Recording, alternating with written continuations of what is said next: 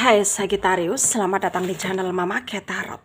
Di sini saya akan membacakan tentang asmara kamu ya. Ini tentang yang dia rasakan padamu saat ini 19 Agustus 2024. Kita akan cek bareng-bareng energi dia yang terkoneksi denganmu saat ini, bagaimana energinya. Saya ingatkan, tetap teguhkan kepercayaan kamu kepada Tuhan Sang Pencipta kamu. Energi nanti ini hanya sebagai misteri kehidupan untuk menyertai langkah hidupmu. Semoga kalian bijak menyikapi pembacaan ini.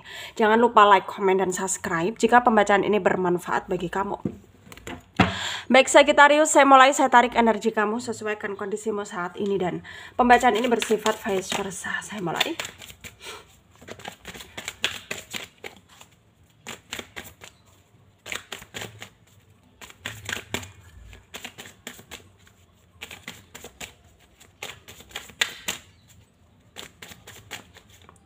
Ada Four of Pentacle, ada Ace of Pentacle, Knight of Carlis ya, ada King of Wand, Knight of Pentacle, Judgment, The Moon ya, Queen of Pentacle. Under the deck ada The Lovers. Yang dia rasakan padamu saat ini 19 Agustus 2024 ya. Mungkin di sini kami tuh kayak bertanya-tanya sendiri dalam hatimu ya. Mengapa keadaan ini semakin gak stabil ya? Padahal kamu udah berusaha yang terbaik, padahal kamu udah mengalah gitu dari dia. Tapi lagi dan lagi kamu gak mendapatkan apa yang kamu ingin dapatkan. Dan hal ini tuh sangat nyiksa batin kamu ya. Karena kamu harus menerima kenyataan bahwa kamu dan dia ini kayak sulit untuk bersama. Bahkan memang gak bisa bersama kalau situasinya semakin menjadi-jadi seperti ini. Dalam artian ya mungkin ada perbedaannya antara kamu dan dia gitu ya. Dan terlihat kayak ada perbedaan status di sini yang menjadi kendala utama untuk kamu dan dia nggak bisa merealisasikan perasaan kalian masing-masing. Dan itu sebabnya kamu ini udah berusaha bertindak tegas dengan sesuai keinginanmu, isi hatimu, menunjukkan effortmu gitu ya. Tapi ya selalu gagal gitu loh ya.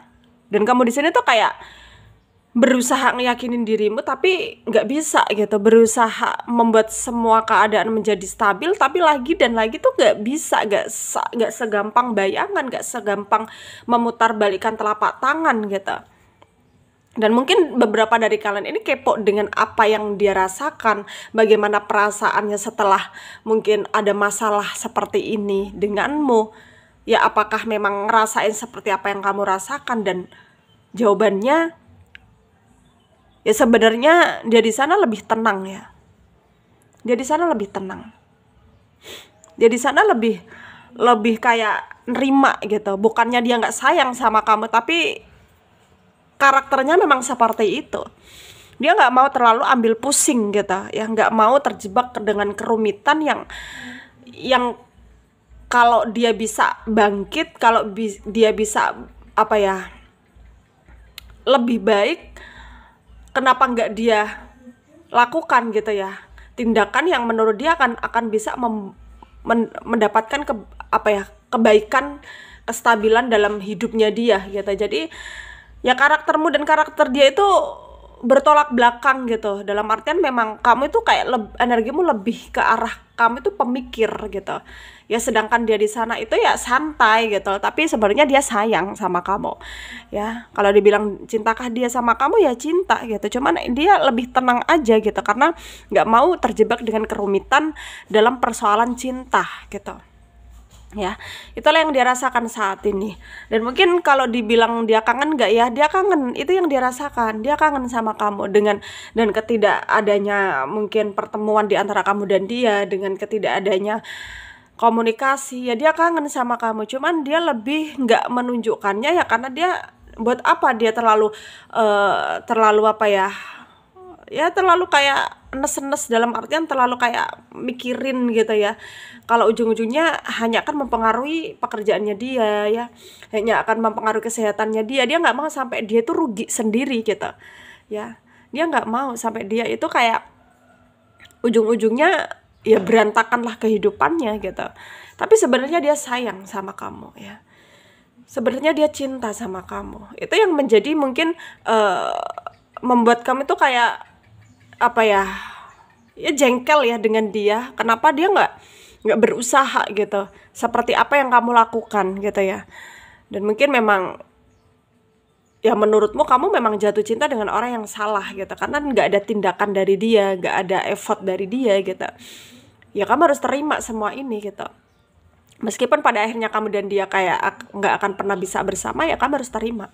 Mungkin memang ini adalah jalan yang terbaik yang diberikan Tuhan kepada kamu, dan kamu harus membebaskan dirimu dari hal-hal yang memang hanya akan mempengaruhi dirimu ke depannya gitu. Jadi kamu juga harus bisa melindungi dirimu sendiri, mencintai dirimu sendiri. Kalau dia bisa, kenapa kamu nggak gitu?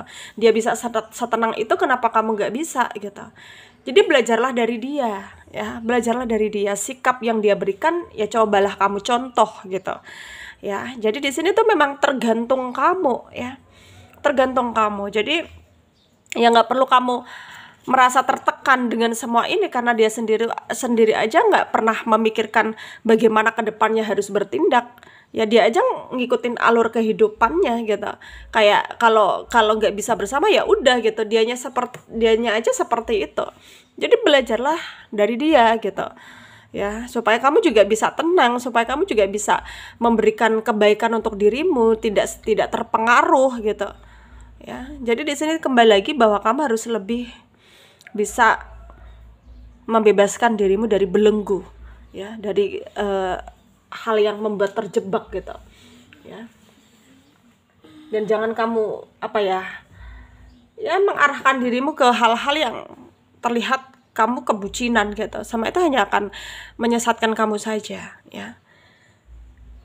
Dan kamu harus bisa membuat keadilan ya untuk hidupmu, memberikan potensi untuk hidupmu supaya hidupmu lebih baik lagi, lebih nggak terpengaruh lagi, lebih bisa ya, kamu bisa lebih mendapatkan apa yang kamu inginkan gitu.